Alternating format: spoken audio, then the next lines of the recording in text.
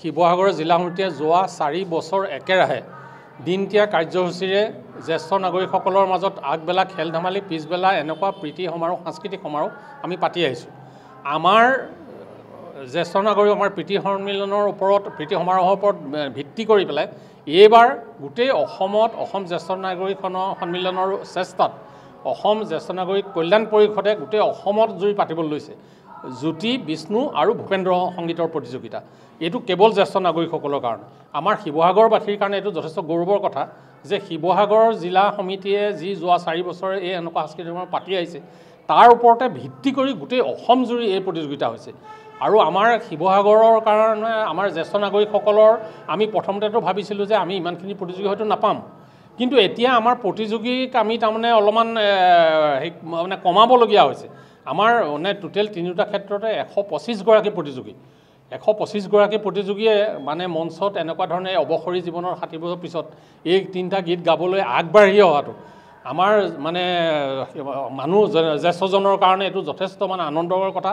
মই আশা কৰিছোঁ যাতে ভৱিষ্যতেও এনে কাৰ্যসূচীৰ যোগেদি আমাৰ জ্যেষ্ঠ নাগৰিকসকলৰ অৱসৰী জীৱনটোত এটা মানে নতুন হেৰি আহে। এটা কাৰণে আনন্দিত হৈছোঁ, আমি ভাবিছোঁ এইটো বৰ যোগাত্মক পদক্ষেপ।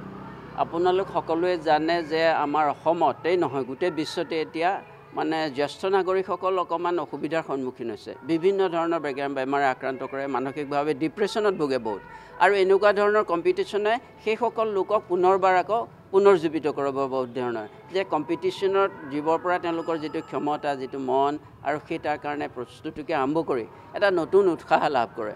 এই উৎসাহে অন্যান্য কামতো এই অৱধাৰিতভাৱে অন্য ধৰণৰ কামতো প্ৰভাৱান্বিত কৰে আৰু ছ'চিয়েল ৰিলেশ্যনছ বাঢ়ে আৰু মানুহ ব্যক্তি কেন্দ্ৰিক নহৈ পেলাই সমাজ কেন্দ্ৰিক হ'বলৈ চেষ্টা কৰে পুনৰ এটা বয়সতো।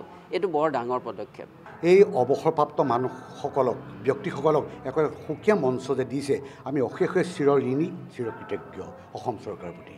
যিহেতু আমি সদায় অৱহেলিত দিয়কচোন, 60 বছৰৰ ওপৰৰ মানুহখিনি সাধাৰণতে ক'তোৱে চান্স নাপায়, কিন্তু এনেকুৱা এটা সুবিধা পাইছোঁ আৰু এই সুবিধাটো পোৱাৰ কাৰণে আমাৰ যিটো পুৰণি মোৰ যিটো আমাৰ এটা প্ৰতিভা সুপ্ত প্ৰতিভা আছিলে সেইখিনি বিকশিত কৰিবৰ কাৰণে এটা ডাঙৰ সুবিধা পাইছোঁ। তাৰ কাৰণে আমি অশেষ ধন্যবাদ দিছোঁ, অশেষ কৃতজ্ঞ আমি তেখেতসকলৰ ওপৰত। আৰু আমি ভৱিষ্যতে আমি অনাগত দিনত এটা আমাৰ শুভকামনা সদায় থাকিল, আমি যাতে আগবাঢ়ি যাব পাৰোঁ। এইবাৰ প্ৰথমবাৰৰ বাবে গোটেই অসম জুৰি জ্যেষ্ঠ নাগৰিকসকলৰ মাজত কেৱল জ্যোতি বিষ্ণু আৰু ভূপেন্দ্ৰ সংগীতৰ প্ৰতিযোগিতা হৈছে। আৰু আমাৰ কাৰণে খুব আনন্দৰ কথা যে শিৱসাগৰ জিলাত প্ৰতিটো শিতানত 41 গৰাকীকে টোটেল 123 গৰাকী প্ৰতিযোগীয়ে আজিৰ প্ৰতিযোগিতাত অংশগ্ৰহণ কৰিছে। আৰু আমি ভাবিছোঁ যে আমাৰ জ্যেষ্ঠ নাগৰিকসকল সাধাৰণতে মানে কি 60 বছৰ হৈ যোৱাৰ পিছত যিটো মানসিক বা শাৰীৰিক অৱস্থা হয় সেইখিনি উৰ্ধলৈ গৈ তেখেতলোকে যে এই এনেকুৱাকৈ সমজুৱাকৈ জিলা ভিত্তিৰ গোটেই বিভিন্ন কোণৰ পৰা আহি আমাৰ ইয়াত সমবেত হৈ আমাৰ এই যিটো কাৰ্যসূচীত অংশগ্ৰহণ কৰি আমাক উৎসাহ যোগাইছে আৰু আওপকীয়াকৈ তেওঁলোকে নিজেও তাত মানে আনন্দিত হৈছে। সেইটো আমাৰ জ্যেষ্ঠসকলৰ কাৰণে খুব মানে ভাল কথা।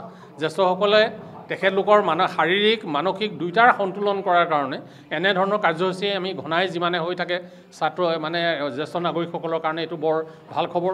আৰু মই আশা কৰিছোঁ আমাৰ গোটেই অসমতো বাকী যিখিনি থৈছে সেই গোটেই জেগাখিনিয়ে আমাৰ গোটেই অসমৰ জ্যেষ্ঠ নাগৰিকসকলৰ কাৰণে এটা বৰ ইতিবাচক মানে পদক্ষেপ হ'ব বুলি ভাবিছোঁ। ধন্যবাদ।